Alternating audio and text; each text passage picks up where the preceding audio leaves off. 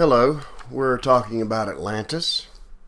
If you've read Plato's story before, or if you've skipped my podcast on Plato's story, you might want to go back and either read it or watch me read it to you at some point, because it's a very interesting story, and it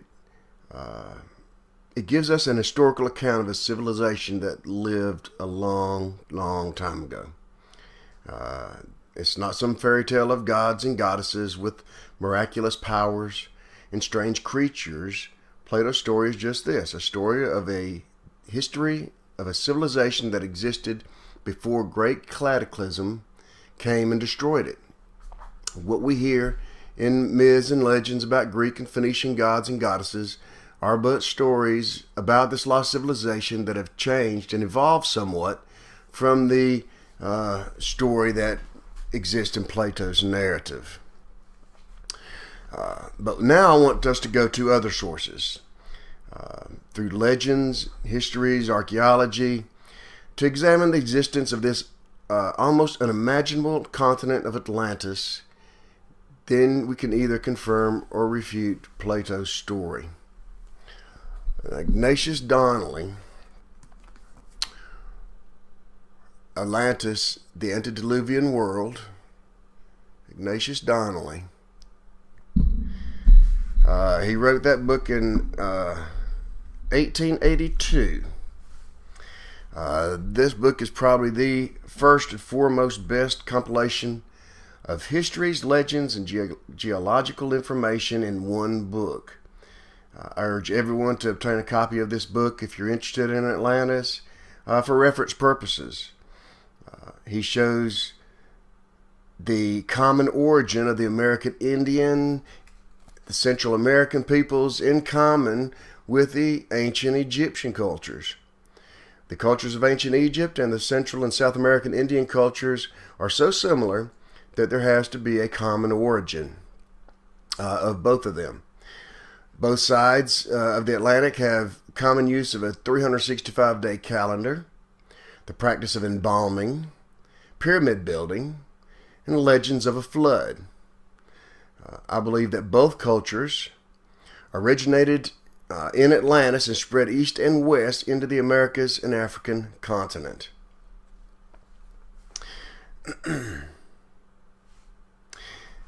Now let's look at how there's a common source to the languages of the ancient Americans and ancient Egyptians. The early American Indians, the Algonquin tribes of eastern Canada and northeast United States, held a use of picture words very similar to the Egyptian hieroglyphic language. These American hieroglyphics are so similar to the more cursive Egyptian hieratic writing that there must have been a common source. In the book America BC by Barry Fell, it's a fascinating and informative book. I recommend everyone read it. And while the gist of his book is proving up European, Egyptian, and other influences in this earth, or in this United States, way before Columbus showed up, what he shows about the Micmac Indians is very interesting, or the Indians using the Micmac language. I'm going to show you some things out of it.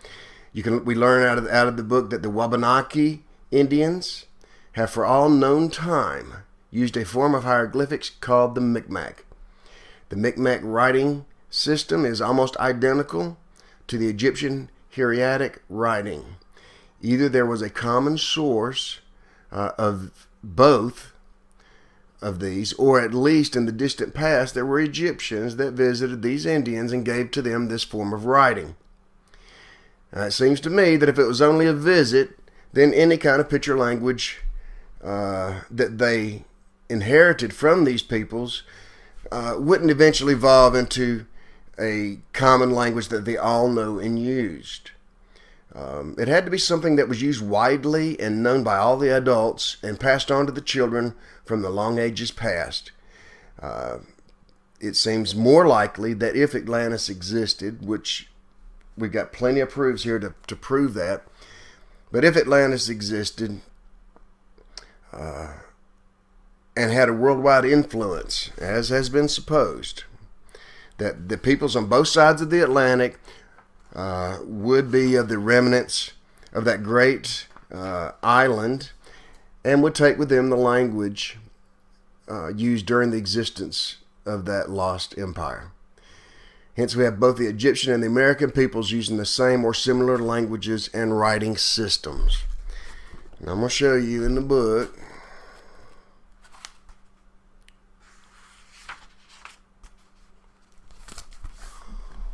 Okay. The top line is the Micmac language. The bottom line is the Egyptian language.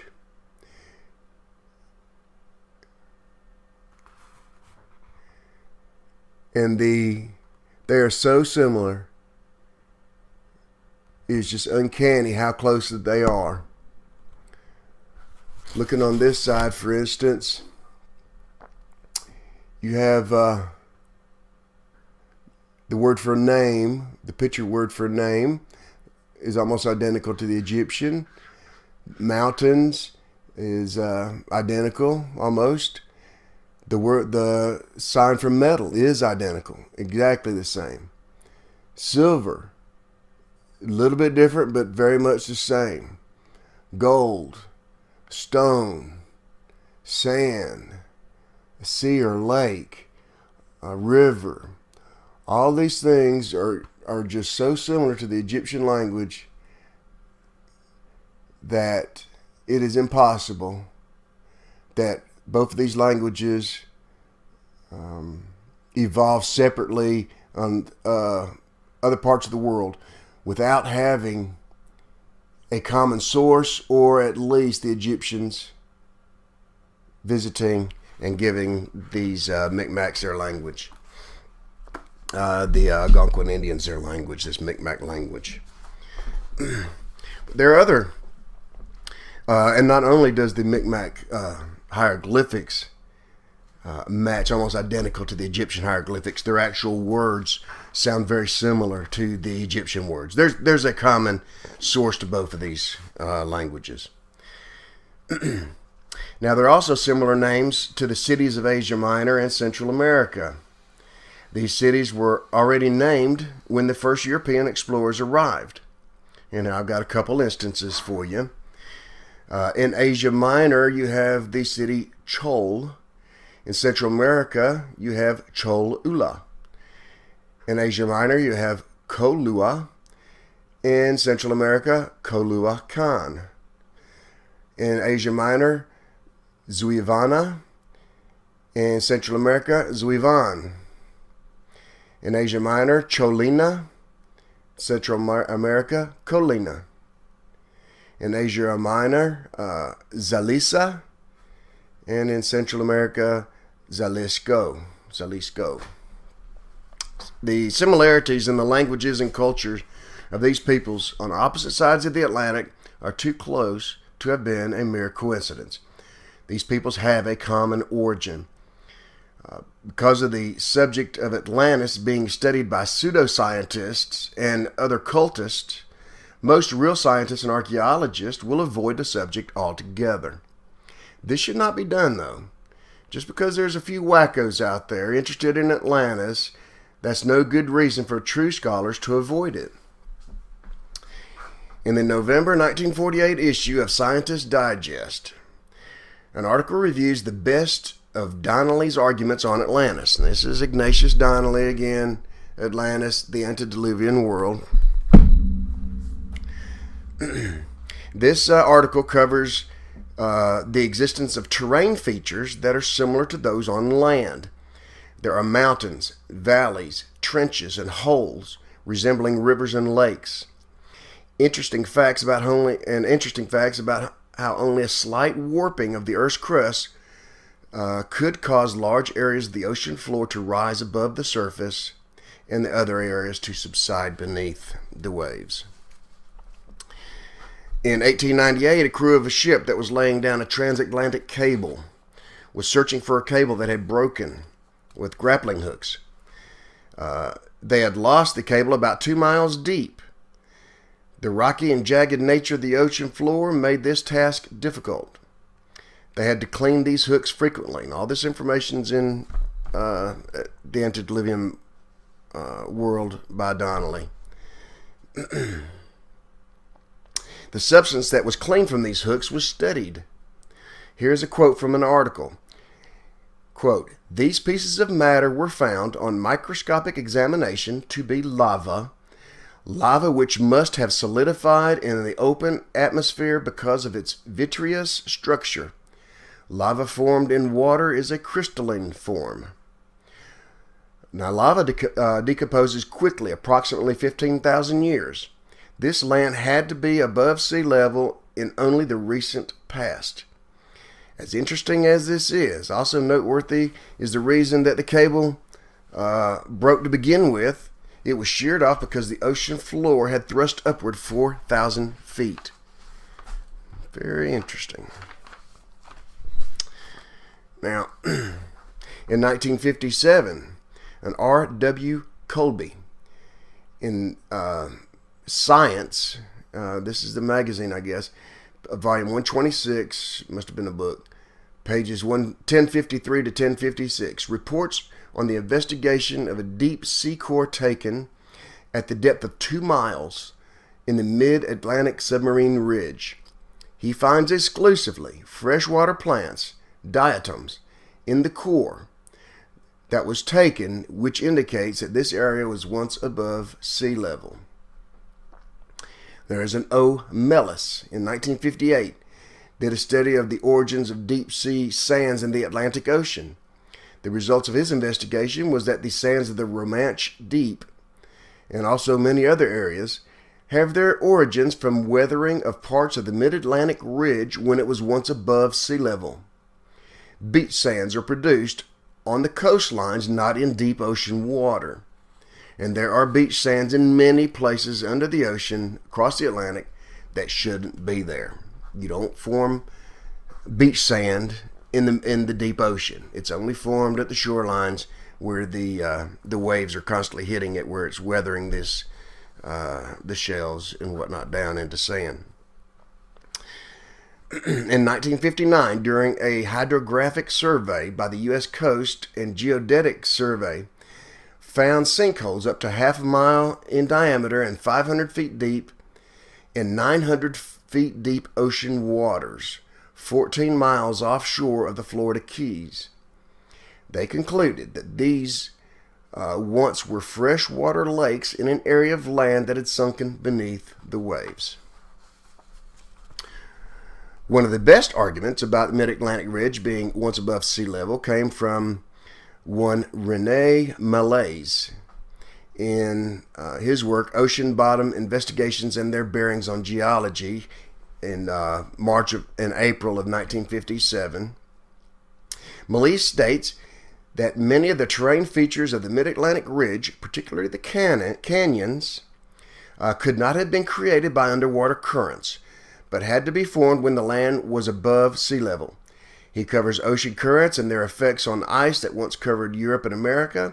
He also discusses the flint points found in New Mexico and actually on the eastern seaboard now. They found new ones, comparing them to those found in Morocco and France.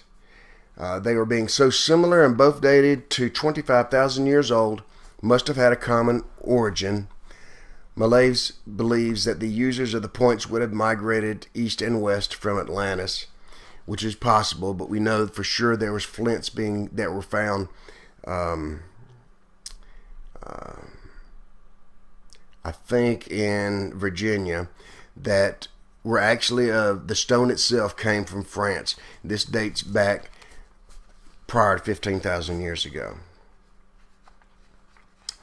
Now, these areas that we've just discussed does not in themselves prove the existence of Atlantis. They do, however, impress on me at least the fact that at a point in history from 12 to 15,000 years ago, in the middle of the Atlantic, There existed an island, very large, with mountains, valleys, rivers, and lakes. This island, if it existed, would be the perfect place for the Garden of Eden. God wouldn't have to keep angels with flaming swords barring the way into the garden. If it's underwater, no one could be tempted to look for or enter it. Now, you can argue yourselves in a circle, confirming or denying the existence of Atlantis, but there is a lot more evidence. This next part's an excerpt out of my In the Beginning letter, which I've edited just a touch. There are underwater roads, buildings, and pyramids off the coast of Bimini. There are underwater megalithic sites all over the Atlantic Ocean. There is a staircase carved into the continental shelf off the coast of Puerto Rico that descends to a once lower level of the ocean. We now know, through science, that the ocean was at a lower level around 10,000 BC or around 12,000 years ago at the end of the last ice age. When the last ice age finally ended, the ocean levels rose some 600 feet. A diver down around the Bimini had found one of the pyramids off the coast there, and went down to it, and he saw two openings, one halfway up. There was green glowing water rushing into it, and at the bottom the water was coming out of another opening. In a separate dive instance, another diver, Dr. Ray Brown, found another pyramid with entrances. He went down inside. Once inside, he found a pair of metallic hands holding a spherical crystal. The crystal has many pyramidal shapes inside of it. He loosed the crystal from the hands and then decided it was time to leave. He now has that crystal, and many have studied it. There's a strange sensation when holding it, but these are only a few of the examples of the many unexplainable things that proves that at one point the ocean was in the middle of the Atlantic. It was above the ocean level. You can look up a video of Dr. Brown being interviewed by Spock. What's his name? I'm drawing a blank. And in it, he shows how this crystal has properties that can cause objects to levitate. So there's something about this crystal power, something about these certain crystals that caused a power to emanate from them. Now, there's an ancient Indian record called the Mahabharata from around the 9th to the 4th century BC. This was copied from an earlier record, an ancient record of theirs. This document refers to an ancient civilization that existed long before this record was written. Now, they called it a poem. They called this thing a poem, and I guess that's because it was so unbelievable. Some of the stuff that was written in it, they just couldn't believe it, so they called it a poem. But the interesting thing about it is if Atlantis existed and it was the technological advanced society that everybody says that it was, they had these flying craft and underwater craft, and they used power, this crystal power, to move these devices, to power these devices. Now, in this Mahabharata, it refers to a power that was used in a thunder rock, with which the people used to soar across the sky. There are also legends that refer to a power grid that covers the whole world. And I've got a picture of that I'll show you in a minute. But this planetary grid follows all the ley lines that are found in various places around the globe. The ancients that used this grid could travel across the globe using this power. Some of the merging points in this grid exist at the Great Pyramid, at Stonehenge, the Bermuda Triangle area, and many other important sites that have monuments and shrines built there. A lot of the ancient sites around the world follow these ley lines and also are part of this grid. Now, let me turn you around here.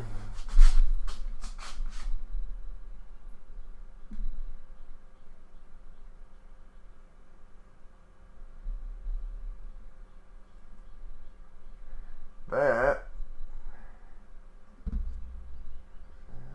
I can get it.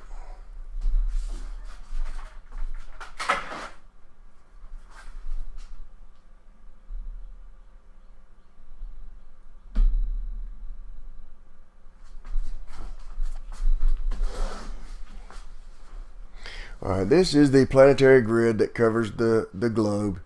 You can see the point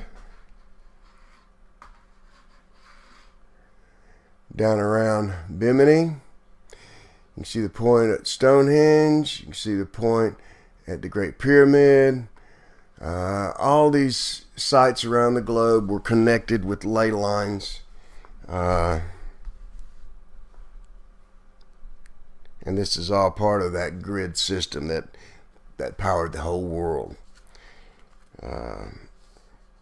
Nikola Tesla, with his technologies that was so underestimated, I guess not underestimated, the government covered it up, but being able to transfer power across the air to places, it's just amazing some of the stuff he come up with. And but these ancients were utilizing this stuff, no doubt. Now, here is a picture of some ley lines. Now, these are ley lines across Peru here, but there are ley lines across Europe, across Peru, and other areas, which indicates a common source, creation, and use. Due to the efforts of researchers, namely the Global Mapping Project by Governors State University in Illinois and the Dragon Project in Britain, it's now affirmed that practically all of the ancient sacred sites, settlements, cities, pyramid, obelisks, temples, and monuments of antiquity were themselves grid-oriented, user-friendly, and cosmos-related. Now, let me look at this next picture. All right, here are ley lines across Europe, connecting towns.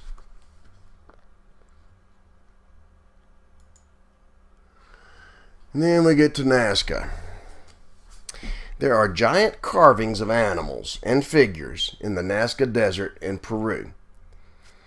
They can only be seen from the air, with the exception of one, and I'll show you that one in a minute. Without aircraft, it would be almost impossible to construct.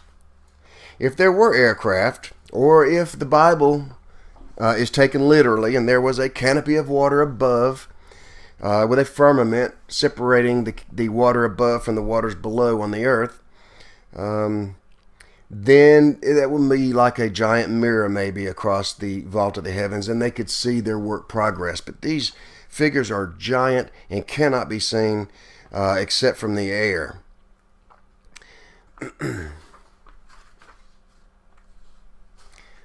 But as well, if it was Atlantis existed, which I believe it did, then also these figures could be constructed using their flying machines that they had.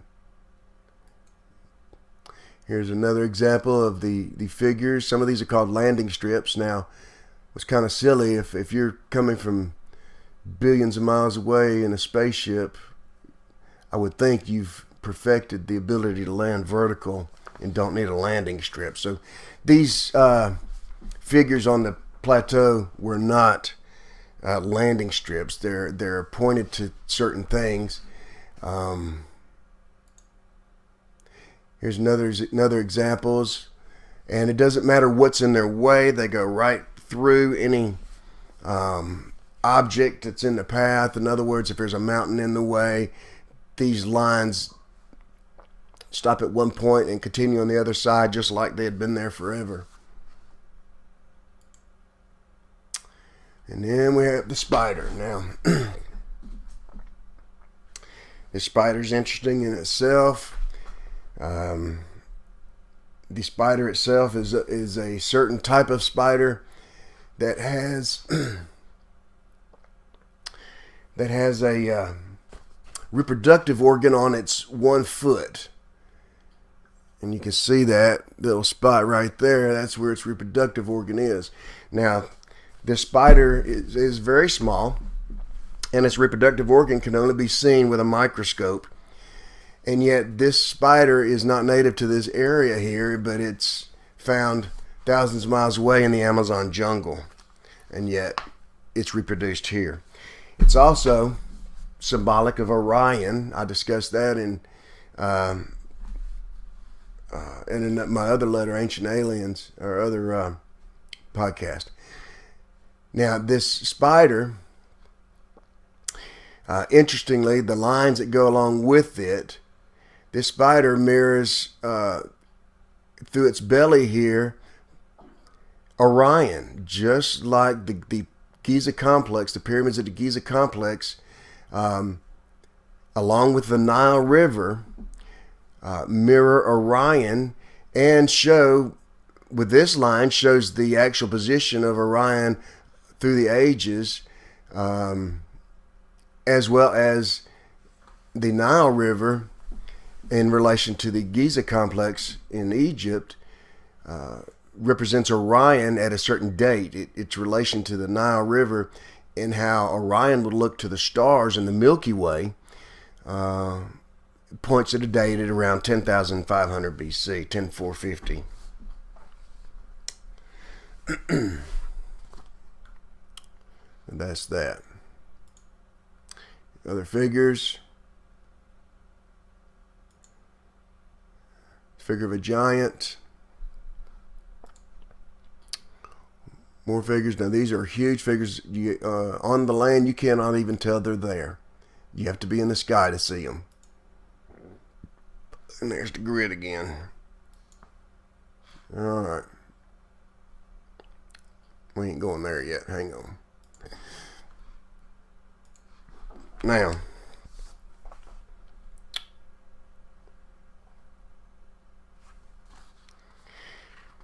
the Dogon tribe in Africa. I want you to come back to me a minute.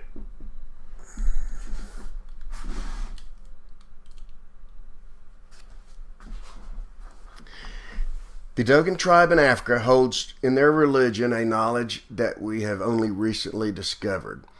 Their religious ceremonial worship points to a star, Sirius B. Sirius B is the companion star to Sirius A. Sirius A is the brightest star in the heavens, and the meaning of its name points to a Savior. It points to Christ.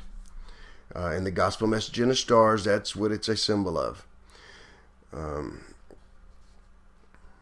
Now, Sirius B, I believe it represents the church, the followers of Christ, because it follows around Sirius A. And Sirius B is a white dwarf. It cannot be seen with the naked eye. The amazing thing about this is that they knew it existed. They know it's invisible. They knew it had a 50-year orbit. They even knew it was an elliptical and not a circular orbit. It is impossible for this African tribe to know what they do about this invisible star. They said they learned about it from people who visited from the Sirius system, and they called the land of the fishes. But somebody way back was really smart and passed on this knowledge to the Dogon. Now the Indian mound builders of the Mississippi Valley area are wondering themselves. Some of these mounds that they've built are huge and depicting animals, also alignments with the astronomy and constellations. It's just unimaginable that these primitive peoples would have been able to know this kind of stuff, but they did. Somebody gave them this information.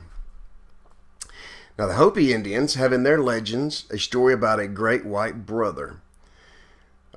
This story has an interesting plot. The great white brother visited them and gave to them one of 2 tablets with God's laws written on it. He took the other one with him. He taught them when he left, he taught them many things, and then when he left, he told them that one day he would return with the other tablet, and when the two tablets, were joined back together, that there would be issued in a worldwide peace. The story was told from generation to generation, and they eagerly awaited his return.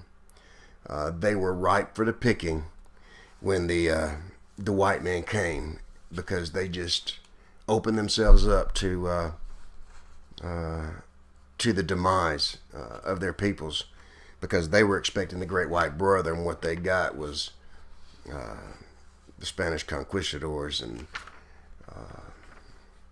the Americans who felt like we own the land. We should just wipe out everybody that was there. Now, it has been recognized through most scientists these days, and there's a great majority who still believe in uniformitarianism. Uniformitarianism means everything has progressed on this earth just a certain way, a certain speed. Nothing major has happened. There's been no huge cataclysmic events that happened, but more and more these days, scientists are opening their minds to the thoughts that this world has gone through cataclysmic upheavals. Velikovsky proves it, and other legends tell of these upheavals in the earth and the destructions that almost wipe out mankind. All these legends are abundant across the globe, but it's also been proven through geology that areas of land that we now have above water were once under the ocean. We find shells and evidence of sea life way above sea level at this point in various parts of the globe. Also recognize the fact that areas that are now underwater at one time had been above the levels, because they've just like I discussed, they would drag things up off the bottom and look at them, and they were fresh water. These things had to be created in the atmosphere. The lava had to be created while it was above water. The diadems that they pulled up had to be fresh water. They had to be producing fresh water, not salt water. We know that the Ice Age ended around 12,000 years ago, about 10,000 BC, and the sea levels rose as the large glaciers that covered the North Hemisphere melted. There were floods engulfing the coastal lands that amounted to about a 600 feet change in the sea level. It would engulf huge areas of land that are now totally covered by water. Almost all races and tribes worldwide carry vivid stories of universal floods and worldwide destruction. Most of the common stories about one survivor, his family, and animals being saved from worldwide destruction, either put in an ark or put in a piece of wood, or saved somehow on the highest mountain, this one family. All these stories that come down all tell of a universal destruction of the earth, with only a few remaining people remaining, and them saving some animals out of it. With the legends like this so specific across the world, along with current archaeology discoveries, this universal catastrophe did occur. It had to have occurred. The Bible says it occurred, and Christians believe that, so why not more? Why weren't there other destructions, other things, other lands that sank beneath the waves? Now I want to go into a little bit into the Bermuda Triangle, the Devil's Triangle. This area of the ocean in the western Atlantic off the southeast coast of the United States forms what has been called a triangle. The area extends from Bermuda in the north to Florida, then east to a point through the Bahamas, past Puerto Rico, to about 40 degrees west longitude, and then back to Bermuda. Its area is known to be the place of some of the most disturbing and mysterious events to ever be documented in world history. Since 1945, there have been more than 100 planes and ships totally disappear, with more than 1,000 lives being lost to something we know very little about. There has been no evidence, no bodies, no wreckage, no oil slicks, no evidence at all to tell us what happened to all these ships and planes. Now, this area of ocean has been traveled by many with no problems whatsoever. This area has also caused problems where people have survived, and they report certain things that have gone on. Many electrical and magnetic anomalies, compasses go spinning, electrical systems go dead, and strange thick fogs appear across the water. There are waters that glow white for no reason. Columbus even reported about these strange glowing waters when he first found the Americas. I urge everyone to read about these disappearances. They're well documented and information is abundant. But I'll give you just a few examples here. From military planes and ships to merchant ships and even passenger airlines. This area of the ocean has been the last place that over 1,000 people that we know of have visited before disappearing. There has been found on occasion ships that are totally ocean worthy with their total crews missing, entire crews missing. Sometimes they would leave a dog or a cat or a bird on the ship. That would be the only thing left.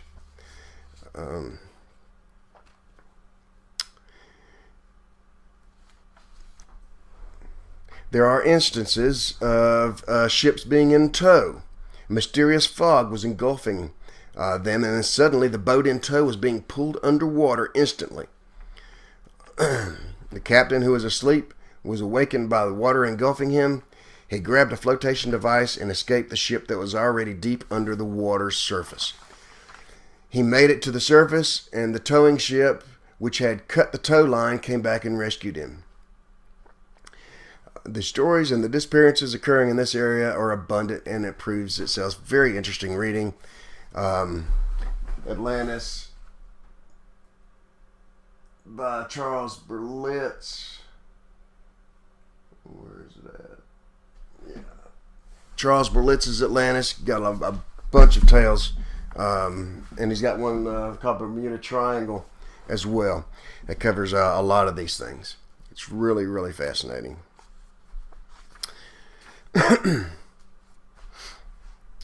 Now, not only do we find in the memories and legends of many cultures the indications of terrible destructions befalling the earth, but also in the many physical evidences, risings, sinkings, and upward thrustings of the earth on land and on the ocean floors. For example, there are the sandy beaches we discussed about under thousands of feet of ocean around the Azores Islands, and the upward thrusting of beaches around in Greenland and Peru, and even the coastline of California. The Andes Mountains have only recently, geologically speaking, been thrust upwards, and even parts of South America have fallen into the depths of the ocean deep. These upheavals in the earth are what most likely caused the glaciers that cover most of the northern hemisphere to melt away, which in turn raised the ocean levels hundreds of feet, about 600 feet, and flooded lands in the Atlantic. The floods, along with the Atlantis sinking, caused a once flourishing civilization to be eliminated almost instantly, leaving isolated islands with simple native peoples that have a tale of destruction to tell that seems to be legends or myths.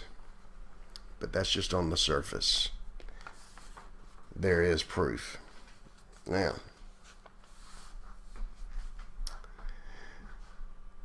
here's a list of lands that were once above sea level and then inundated with the ocean.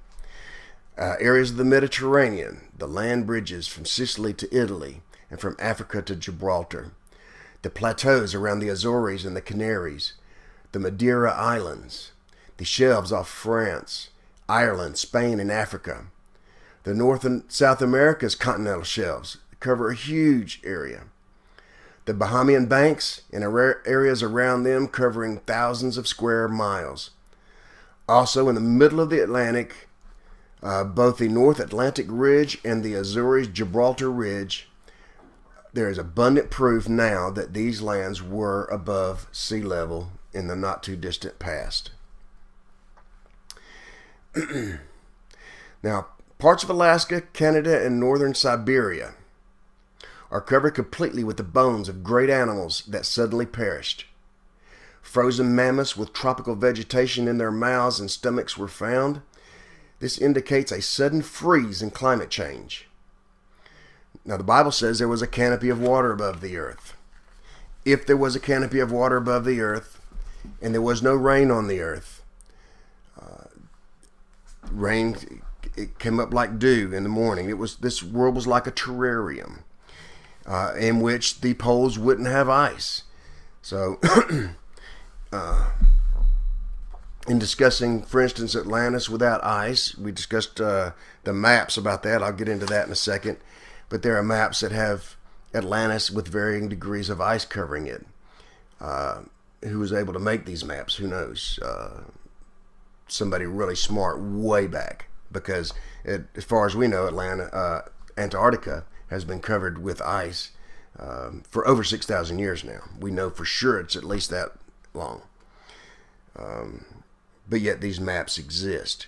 Now, if there was a canopy of water above the earth, that would leave this earth in a terrarium type atmosphere in which we don't have to have Antarctica 2,000 miles further north and able to grow trees. It could grow trees where it's at because it was like a terrarium on this earth. And the same thing with Siberia. Mammoths do not live in that ice zone. They got a lot of fur on them and it looks like they can handle the cold, but they were not designed to live in that kind of atmosphere. As well as the vegetation found in the stomachs and the mouths of these things were a tropical vegetation, buttercups and stuff. They did not grow in that cold climate. So these areas to the north and to the South Pole were once not frozen, and all of a sudden, in an instant, they became frozen. This probably happened when the canopy fell, when the waters above and the waters below came up. Noah's flood destroyed Atlantis. It sank beneath the waves. And with the canopy disappearing, then you have this earth going as it is now with the sun and then the poles freezing up suddenly. That's what froze all these animals. Let's see. Off the coast of Georgia, there's a huge elephant graveyard. The same date period, 10 or 11,000 years old. The whole northern hemisphere underwent a cataclysmic upheaval, ending the last glacial period. And when land masses in the Atlantic sank, as well as the oceans rising,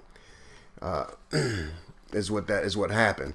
Every investigation of the suspect areas in the Atlantic ended up proving that these areas were above the ocean level before 12,000 years ago. Along the Atlantic Ridge, at a depth of 12,000 feet, there are skeletons of freshwater diatoms dug up, proven to have been formed in freshwater lakes that were 10 to 12,000 years old. Now, Plato's account of Atlantis seems to collaborate the time frame around 12,000 years ago. He's writing a story that was originally told around 600 BC, and the story refers to peoples living 9,000 years prior to that, people that survived the cataclysm. So the time frame is accurate on Plato's discourse of Atlantis about 12,000 years ago, 10,000 BC, when Atlantis met its fate. Now, dates do tend to be suspect when derived from legends or tales, but Plato's story tends to impress its authenticity, at least to me, when there are other physical proofs backing up the same specific time period. But there are other indications of these truths. For instance, sandy beaches had to be formed when the surface was above water or at the edge of the islands. There are also deep river canyons that follow current rivers as they poured out into the Atlantic. The Hudson and Delaware River canyons proceed out into the Atlantic for hundreds of miles. This is impossible to have occurred except above sea level. Other river canyons duplicate this in like manner from the European, African, and South American rivers. Perhaps, though, the most intriguing things in my study of Atlantis are the many roads, buildings, causeways, and walls that are being found on a regular basis off the coasts of Western Europe, South Africa, South America, and the southeastern coast of North America. Here we find stone roads, walls, and buildings off the coast of Honduras and the Yucatan, leading out to some unknown place, more deeply buried in the ocean.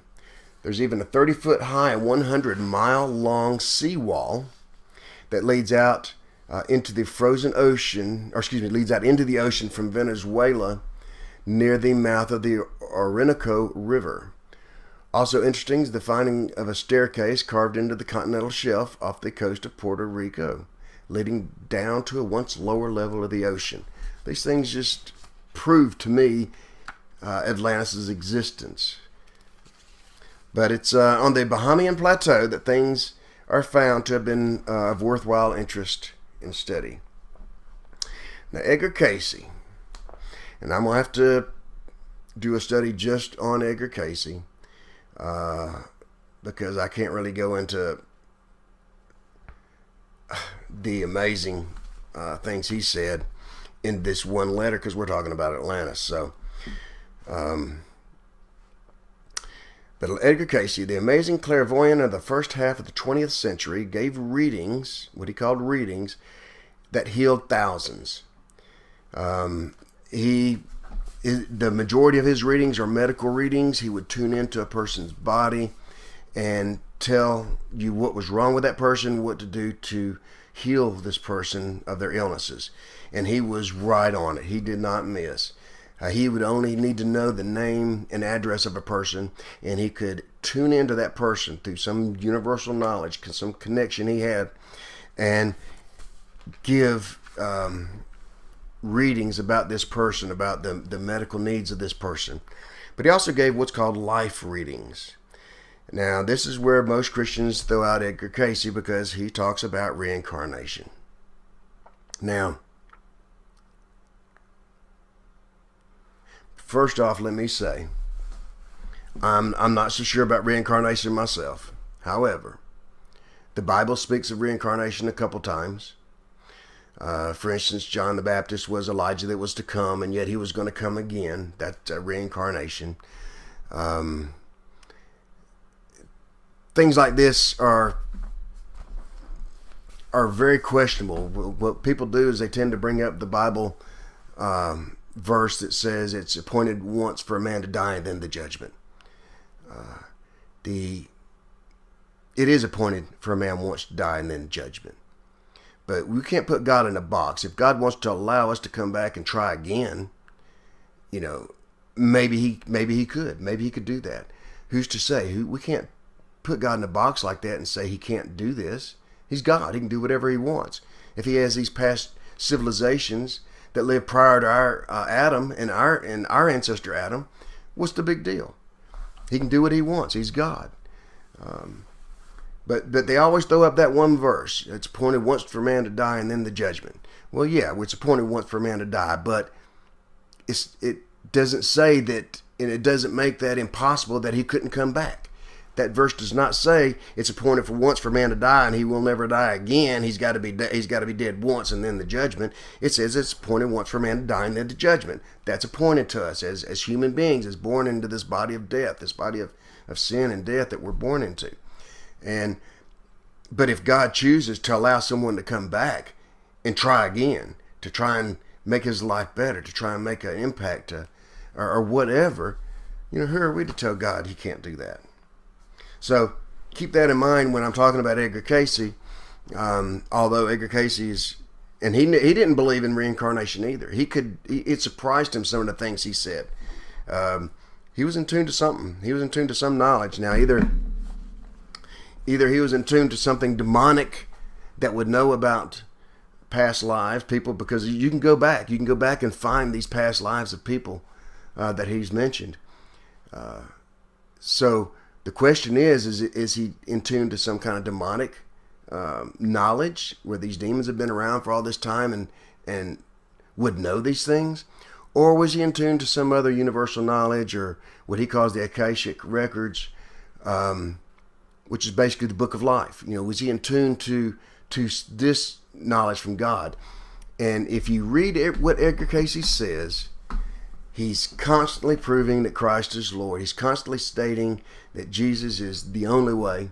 And Jesus himself said, no one can say that Jesus is Lord except by the Father, except through the Holy Spirit. In other words, if this was demonic in its influence, if his information he was tuned in was demonic in nature, well, then he wouldn't be able to say all the stuff he said about Christ.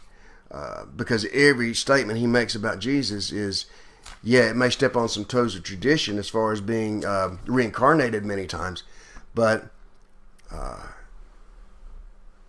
it's also, see, he also states that Jesus is Lord and he's the only way to the Father, and you can't do that by the spirit of the devil.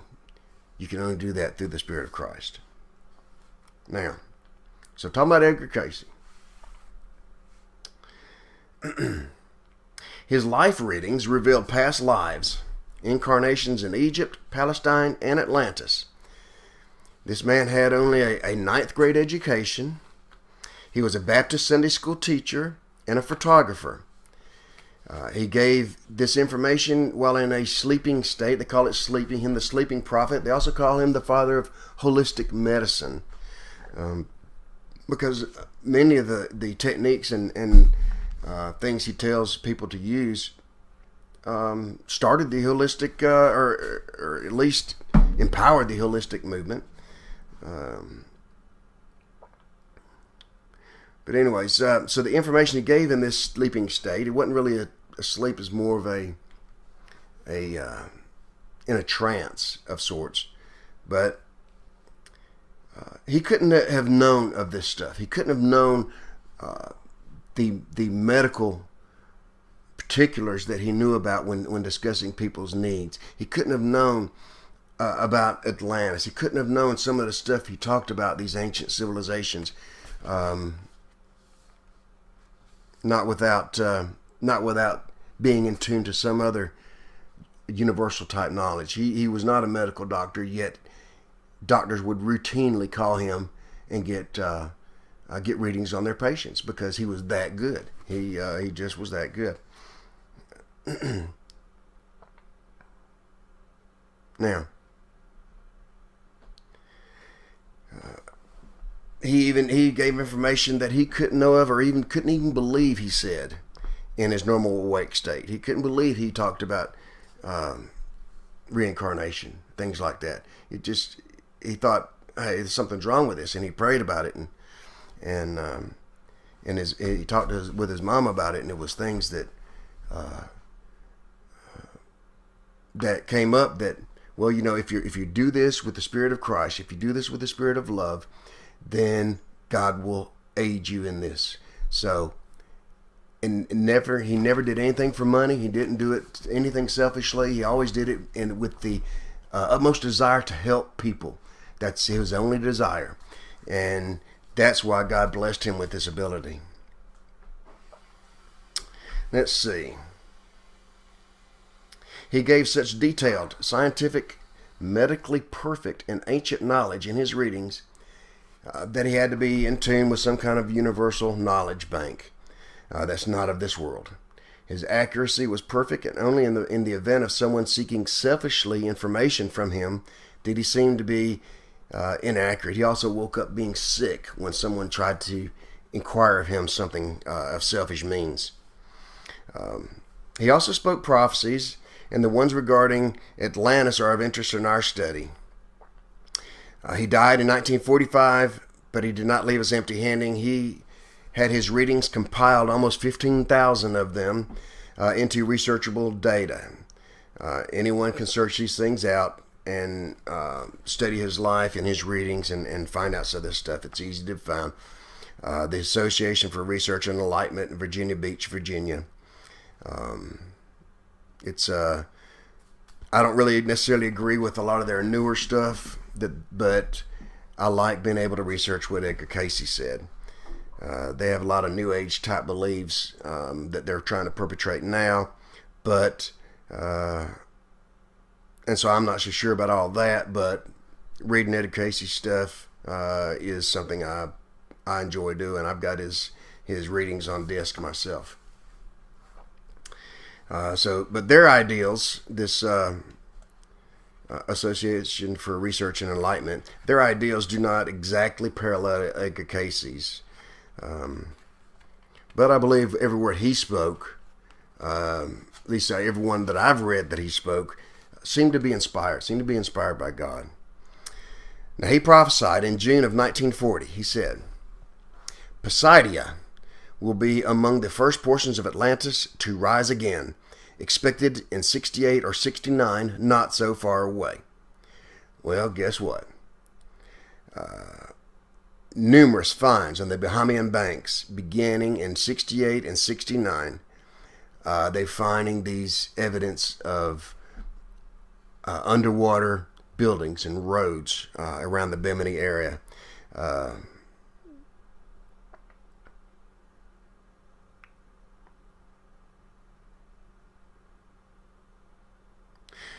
So Casey seems to be right. Now, in 1967, just before these findings, an enormous road was found off the Florida, Georgia, and South Carolina coast. This road was paved with a magnesium oxide, and when special wheels were put on the Illuminaut, this is a undersea, like a submarine, they put special wheels on it. It proceeded down the road at depths reaching 3,000 feet, just like driving your car on any road, except it was at the bottom of the ocean. The size of this paved surface leads one to believe that it was man-made, just as the large tiled surface found around Bimini by Dr. Bruce Heezen. It's a tiled surface. There was I think they found a shipwreck or an anchor or something from a ship that was on top of it. They pulled it up and there's a tiled floor underneath it. It just blows you away. Let's see. Some of the formations in the Bahamas area weren't found on or above the ocean floor, but some were found several feet under the sand. The color of the sand, the color of the sea bottom and its foliage gives researchers more clues to look for. You can tell the difference in the foliage, and it would outline certain walls or whatever under the sand because of the color of the foliage. Let's see. Many of the objects that are found and documented may be there one day and the next day gone due to the tides and the shifting sands. Remarkably, since 1968, the bottom of the Bahamas has risen considerably, revealing more areas almost daily. Dr. James Thorne, a famous oceanographer and diver and skeptic of these finds, observed a column holding up part of the Bimini Wall and was convinced that these formations are man-made and from a considerably advanced civilization. Another group of divers found an old Spanish galleon anchor. As they checked it out and scratched the ground it was on, found it the ground to be a mosaic floor or terrace that once existed above sea level. The western part of the Atlantic, where the Bahamian banks are, have been called, since Casey's reading and subsequent findings in 1968, the resting place of Atlantis. However, that's not what Plato said. Plato called it Poseidia.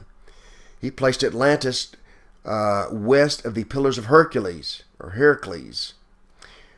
We must remind ourselves that there was one major island at Atlantis, the huge island of Atlantis, centered probably where the Azores are. And then there were other islands and settlements leading to the continent to the west. This would place the Bimini finds as the islands to the west, possibly governed by Poseidon. He called them Poseidia. And on the island of Atlantis would be found the Azores and the Canaries.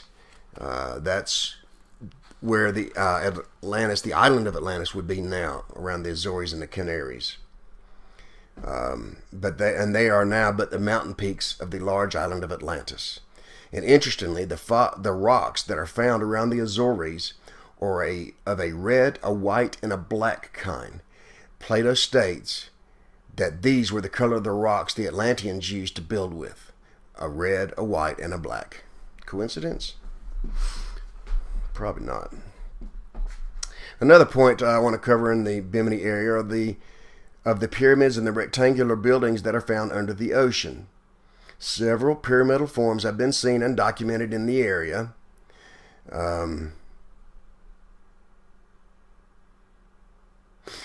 And I talked about the diver, Ray Brown, finding the crystal in the one pyramid. Now, crystal power is used and studied today. The ancients used this in a different way. They created this power grid that surrounds the earth and used this for a means of powering their transportation, the air, the ground, and undersea vehicles that they used. There are power centers within sacred sites covering the globe. Pyramids, megalithic sites, and sacred centers were such that when these crystals are placed and used properly, they issued forth an energy with sufficient power to be used to drive their transportation and other life necessities. Egypt has interesting hieroglyphs with men holding what looks like huge light bulbs. You saw that a second ago. I tempted you. Complete with a filament and huge electrical cords connecting them. There are others that have pictures of what looks like very large batteries or capacitors. We found the Baghdad batteries that we know. We know that these, if put an electrolyte in them, they work as batteries. These are ancient things that were used to store this energy. Now, I'll look back over here a second.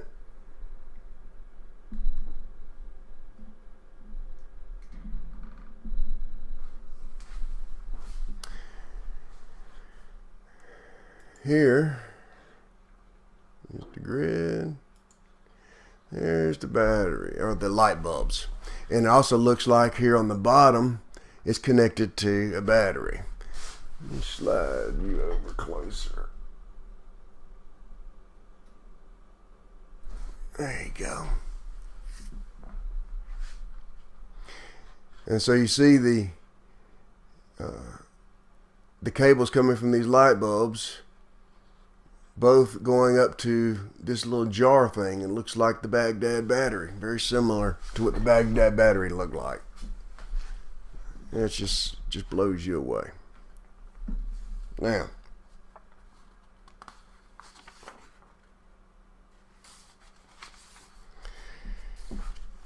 okay, come back to me a minute. Oh, I've lost my camera. Gummit.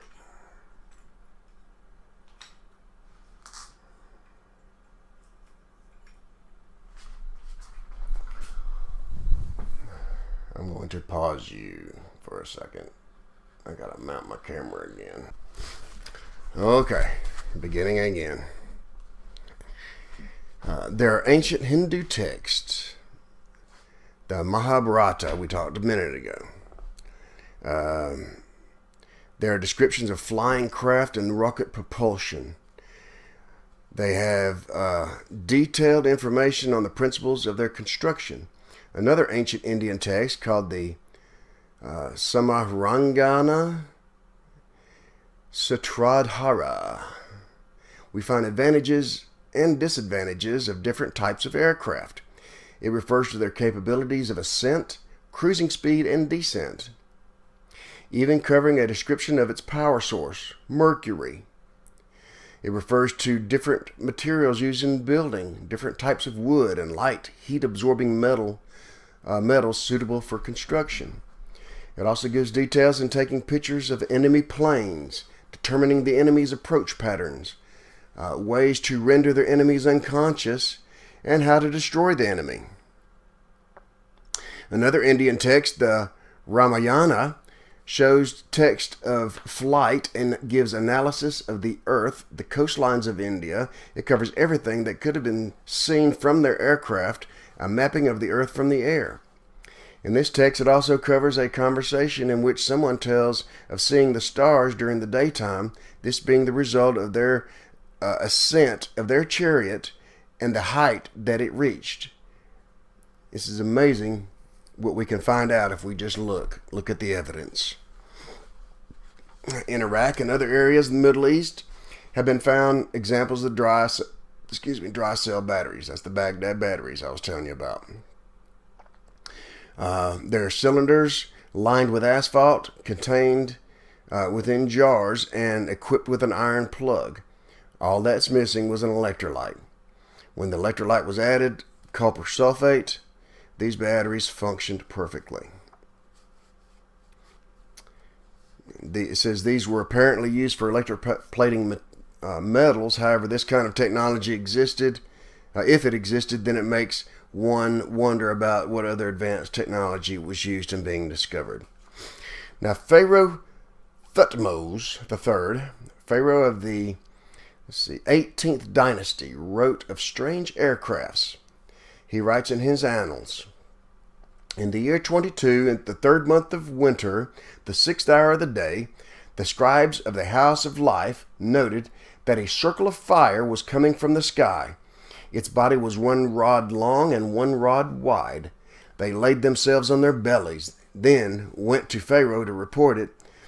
His Majesty was meditating on what was happening then. These things became more numerous in the sky than before. They shone more brightly than the shining sun and extended to the limits of the 4 supports of heaven. The army of Pharaoh looked on with him in their midst. It was after the evening meal that these fire circles ascended higher in the sky to the south. Pharaoh caused incense to be burned to reestablish peace in the land and ordered what had happened to be written in the annals of the House of Life so that it be remembered forever." I believe that what the Pharaoh saw was one of these ancient ships that the Atlanteans or even the Indians had used, powered by crystal that rested in the pyramids or powerhouses, some now underwater, or possibly powered by mercury, as in the Indian texts. These flying machines circled the globe. This may explain the UFO phenomenon completely. The existence of UFOs by now is beyond question. There's plenty of evidence, plenty of eyewitnesses, credible eyewitnesses to these things, that this stuff exists, people. The UFOs do exist. Something is up with them. The UFOs are probably guilty of causing the mysterious crop circles that we have. Maybe trying to communicate with us. It remains a possibility that some residents of Atlantis survived with their technology intact. This could even be using. They could even be using the inner space of the oceans as well as the atmosphere and outer space to exist and to keep an eye on us. NASA's got plenty of footage of some strange craft doing some strange things out in space. All you gotta do is look. There's some stuff, weird stuff going on that they don't want, that they have no explanation for, and tend to just cover it up. But the facts are, this stuff is there. Let's see.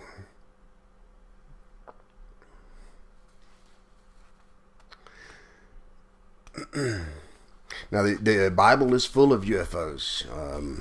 Ezekiel being taken up in the chariot of fire. These things, wheels within wheels, and it's spinning, and these things can be descriptive very much of what UFOs are. Let's see. One very likely and more probable deduction is that the mystery of the UFOs are both demonic and or angelic in nature. And because of such, we need to keep cautious about these things. We need to see the devil and his henchmen for what they are in order to keep our shield of faith strong for Satan's fiery darts. Satan, would be the cause of any Atlantean attempt to take over the world. That's why they failed. That's why God had to destroy them. These sons of Belial were raising themselves up against the sons of the law of one.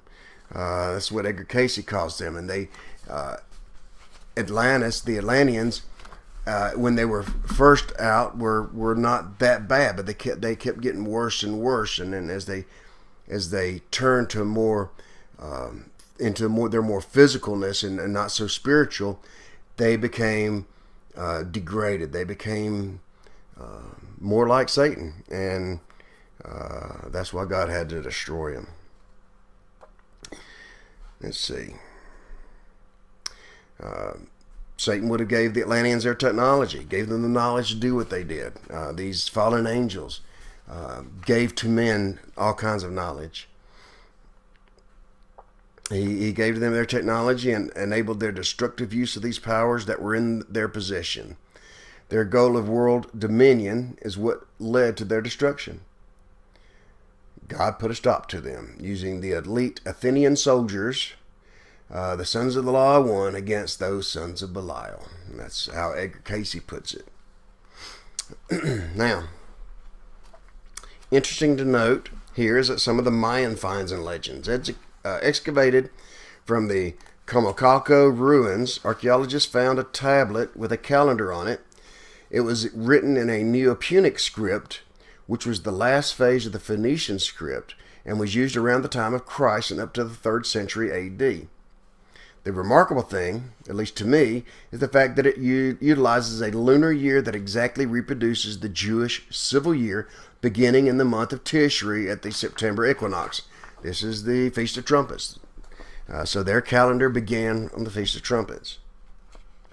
Another fascinating discovery was at the Maya ruins at Koba, a tablet with pictures that describe an escape from a cataclysm depicted by exploding volcanoes and collapsing temples. The Maya legends recount that their ancestors came from a great land in the Eastern Sea, which was overcome by a cataclysm and sank beneath the waves. Amerindian traditions refer to this land as Aztlan or Atlan and other similar names that, not surprisingly, sound like Atlantis. Other interesting finds in Egypt and in the Americas are proof of knowledge of heavier-than-air flight. And I'll show you these pictures in just a second. In Egypt, there have been found more than a dozen gliders.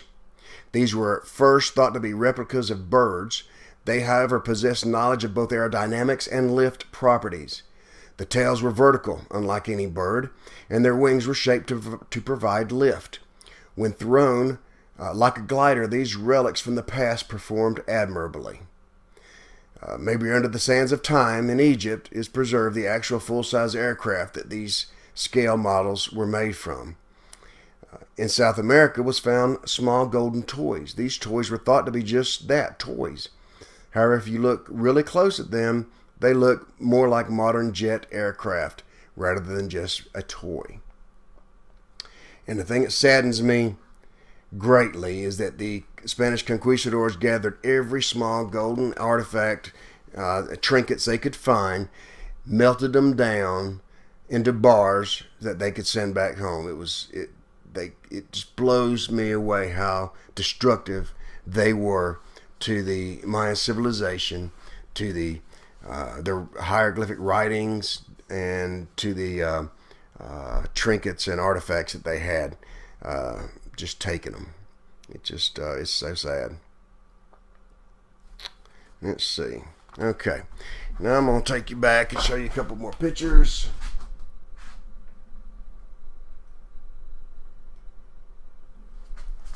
Yeah, let me slide you in here.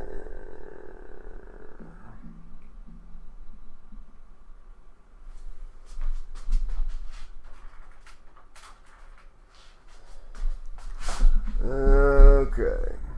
Now, right here, you have the lamps that were used in Egypt.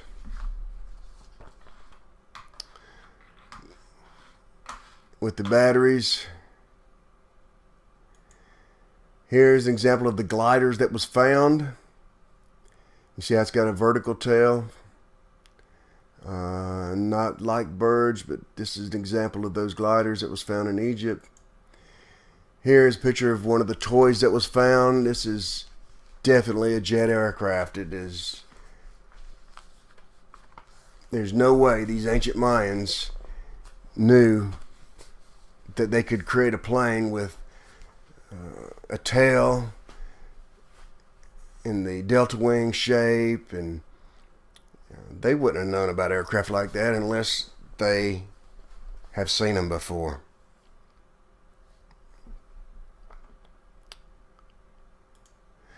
All right, this is a picture of the candelabra. Let's see if I can get a better color.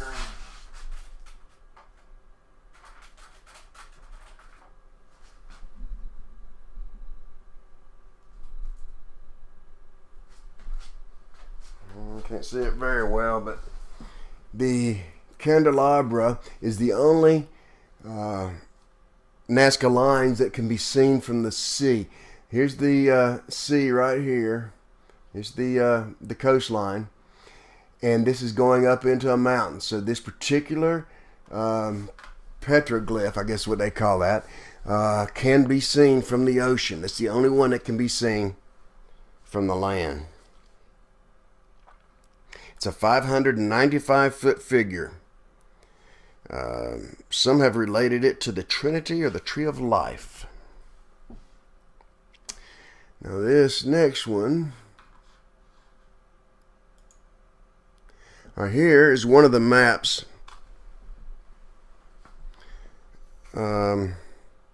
This ancient map, along with the Piri Reis map, and there's like 3 or 4 other ones, which are copied from earlier maps. They show the bottom half of the world. The strange thing about it is that it shows Antarctica without the ice cap. This could not have been done as the world now exists. The original map that this is just a copy from had to have been made when the poles were at different points on the globe, or, like I said earlier, if there was a canopy of water above the earth, just like the Bible says there was, giving the whole Earth a terrarium-type atmosphere, that would explain Antarctica being able to be mapped without ice, as well as how it was covered by ice, and also how in the northern hemisphere, how Siberia and Alaska was all covered with ice instantaneously, destroying millions and millions of animals. Now, next one is here is some giant megalithic Incan ruins in Peru. They call them Incan ruins, but actually I believe they predate that. Interestingly, how these stones are fitted together. The amazing way that these stones are fitted together so perfectly, jigsaw puzzle-like, it rivals that used in the Great Pyramid. And actually, there's it mirrors some even more ancient construction used at a temple just off the Giza complex. It looks very much like the way the blocks were designed in that. Now, these are huge, huge blocks that they just moved and manipulated and put them together. Look at the joints. You cannot even, there is no space between these joints. So somebody way back when was really, really good with moving blocks. Now this is a brand new site found in Russia, in Siberia. The Russians found it. It's a megalithic site with stacked blocks. If you look right here, you can't really see too good, but here is a man standing with his head here, his feet here. So these blocks here are about 7 feet in height where he's standing. Huge megalithic site found in Russia. This is brand new news, thanks to one of my good friends who shared that with me. So I just found out this a couple days ago. Here's another copy, him standing next to a huge block that was cut. And here's another picture of that.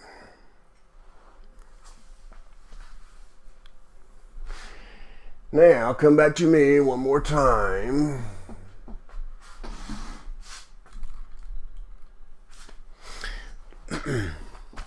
At some point in the past, around 12,000 years ago, and prior to that time, An ancient culture existed that was technologically advanced and inhabited what is now the Atlantic Ocean. This Atlantis has left its mark around the globe. Ancient legends seem to corroborate this assumption, and newly discovered finds under the ocean seem also to corroborate this thesis. To the Christian, this may seem to be a hard bite to swallow. It, however, does not have to be so.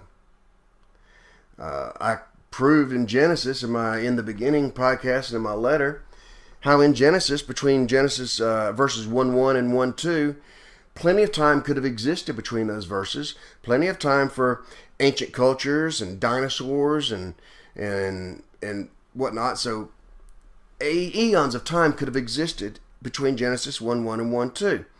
However, there's also two different creations after Genesis 1:2. There's a recreation, and then there are two actual creation stories told, and they are different stories. They are telling two different things, and you have to either spiritualize it and say, well, one of them's the real thing and one of them's just a spiritual version. But God don't say things haphazardly. He don't say things twice without having a good reason. And what he's not saying the same thing twice in this. If he was saying the same thing twice, the order would be the same. The way things evolved in this creation would be identical, but they're not. They're two different things. The first one is a worldwide blessing, a worldwide creation.